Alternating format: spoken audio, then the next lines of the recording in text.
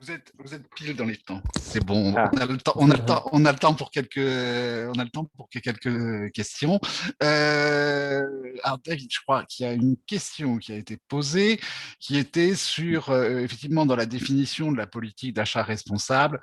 Est-ce que l'entreprise doit tenir compte de l'importance du risque, par exemple le risque environnemental, dans la priorisation des fournisseurs? Vous avez présenté tout à l'heure une matrice en classant les fournisseurs en fonction de leur taille par rapport à la taille, par rapport à la taille de l'entreprise cliente et également de leur maturité RSE. La question, c'est est-ce qu'on intègre aussi le facteur de risque, je pense, dans cette matrice? Oui, alors on l'a vu dans un des webinaires où on a parlé de cartographie un peu des risques. Alors, moi j'aime bien être positif et donc je dis toujours risque et opportunité. C'est-à-dire qu'en fait, bon, ça c'est un travail nous on a développé depuis longtemps parce que c'est un peu le point de départ dans une démarche achat responsable, c'est de faire ce qu'on appelle la cartographie des risques et opportunités par typologie d'achat dans une entreprise. Et puis, en fait, ce diagnostic, il est devenu presque obligatoire pour nos clients français avec l'émergence du devoir de vigilance, par exemple, qui exige cette cartographie.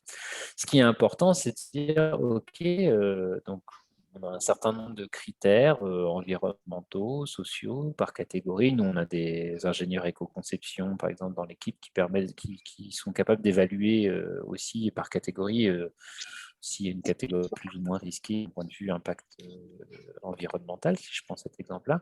Mais ce qui est important, c'est que il faut faire cette cartographie, identifier ça, bien sûr sous l'angle des risques, mais aussi des opportunités, parce que si vous dites, eh ben, cette filière-là, aujourd'hui, si elle devient éthique, ou si j'arrive à avoir ma filière éthique sur cet achat-là, je peux le valoriser auprès de mes clients. Donc ça, c'est une opportunité.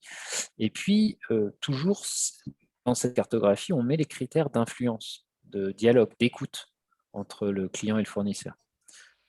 Parfois, ça dépend de la taille, mais parfois, ça dépend juste de la relation que vous avez de manière privilégiée ou pas avec un fournisseur. Est-ce que vous êtes capable de le faire évoluer ou même d'en faire un partenaire pour avoir votre filière, justement, filière éthique, plus responsable, etc. Donc, il faut le voir comme ça, quoi. D'accord.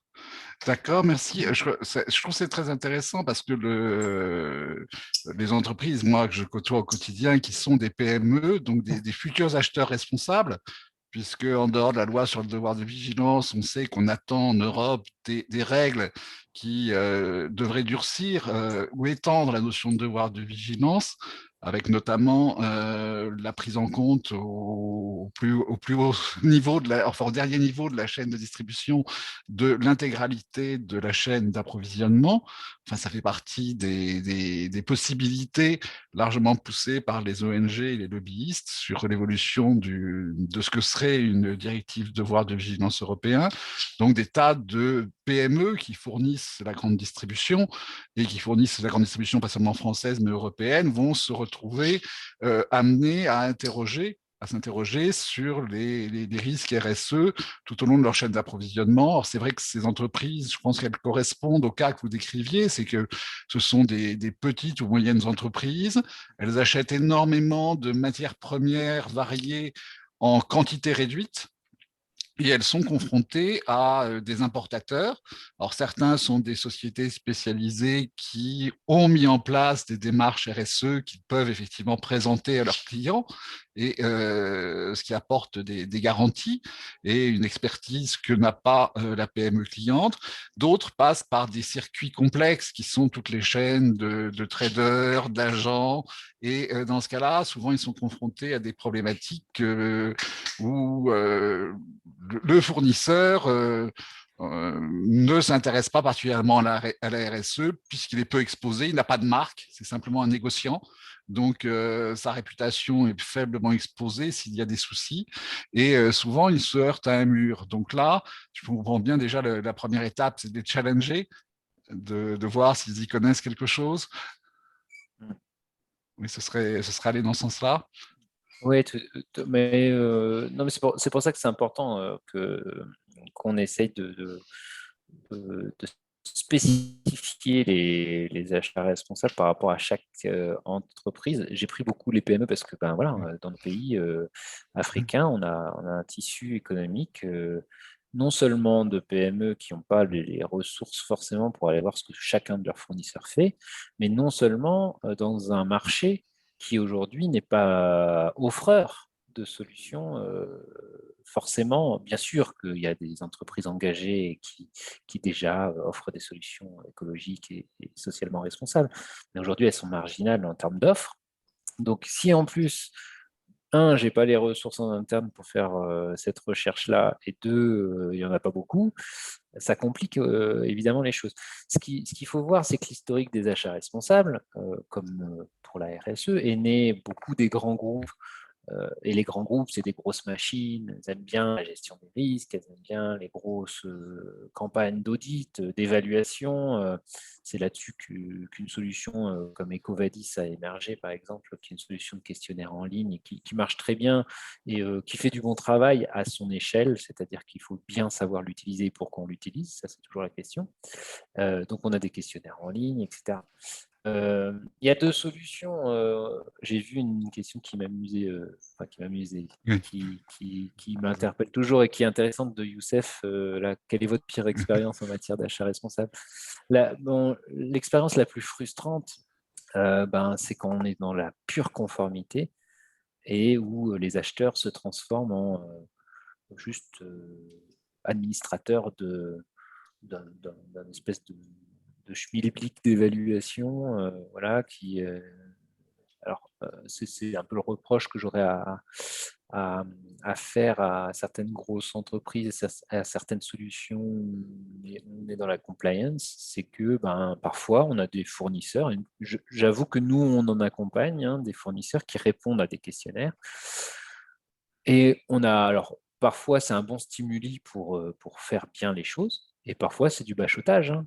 Et on va remplir les cases, et puis on va écrire une politique parce qu'il faut écrire une politique parce que ça rapporte des points. Donc ça, c'est un peu dommage, alors qu'il y a beaucoup d'autres façons de faire des achats responsables et justement de se dire qu'on ne fait pas sur 100, 200 fournisseurs, mais qu'on en fait sur 5, ou bien sur une typologie d'achat très, très marquante et sur laquelle on sait qu'on a la main. Là, ça devient intéressant, quoi. Je crois que vous répondez du coup en partie à la dernière question que je voulais vous poser, qui est de Coulibaly sur le fait que est-ce qu'on doit systématiquement faire signer à ses fournisseurs des chartes d'achat responsables à chaque achat. Ça rejoint un petit peu, je pense, votre approche, ce que vous venez de nous dire. Oui, mais complètement, mais d'ailleurs, dans la pire des expériences, en matière d'achat responsable. La charte achat responsable, c'est toujours assez amusant. Enfin, euh, vous arrivez, vous dites, premier réflexe, hein, souvent, c'est je vais faire une charte achat responsable, puis je vais la faire signer au fournisseur. Ce qui fait que bon, vous la rédigez, parfois un peu dans votre coin. Voilà, et vous l'avez présenté aux acheteurs, et puis vos acheteurs ou les personnes, alors c'est une PME, il n'y a peut-être pas forcément d'acheteurs de métier, donc ça peut être diverses personnes dans l'entreprise, et vous leur dites, ton premier job sur les achats responsables, ça va être d'obtenir la signature de tes fournisseurs. Euh, et évidemment, bon, il y a des fournisseurs qui vont signer les yeux fermés, même s'ils font rien. Il y en a qui vont refuser par principe de signer, etc. Et le premier contact avec la RSE de vos collègues qui vont aller devoir faire signer cette charte, ça va être ça. Donc c'est assez démotivant. Et alors bien sûr, la signature peut avoir un effet un peu symbolique, etc. C'est pas à négliger ça. Mais moi, ce que je prône, c'est que cette charte achat responsable, ça doit être pris comme de manière pragmatique. Qu'est-ce que c'est qu'une charte d'achat responsable? Si vous dites dans votre charte, vous devez faire ci, vous devez faire ça, alors que finalement, vous n'avez peut-être même pas d'influence sur votre fournisseur, il va rigoler, le fournisseur. Si par contre, vous le formulez votre charte en disant, à partir de maintenant, nous recherchons ceci, nous recherchons cela, Ça veut dire que vous exprimez une communication vis-à-vis des fournisseurs, une intention. Et je pense que c'est ça l'important dans une charte achat responsable, c'est que vous exprimez une intention. Après, peut-être que vous pouvez décider de faire signer cette charte à vos principaux fournisseurs, les fournisseurs partenaires, en disant, voilà, c'est symbolique, on le sait, mais c'est pour marquer le début de quelque chose. La charte responsable, elle ne peut pas être une fin en soi, donc il faut qu'elle marque le début de quelque chose. Et donc, il faut qu'elle soit élément de communication et de dialogue. C'est passionnant. On a dépassé 2 minutes, mais je pense que c'est extrêmement important parce qu'on est en plein dans le sujet qui est, on a des outils de jeunesse de l'achat responsable et on voit qu'à partir de là, ça évolue, c'est la base de travaux plus matures et c'est passionnant pour comprendre comment peuvent et doivent évoluer les achats responsables pour devenir efficaces et pertinents. Donc, merci beaucoup, David, pour ces éclairages. On va Merci. passer à notre deuxième intervenant. Monsieur Seloméa, qui est directeur général adjoint de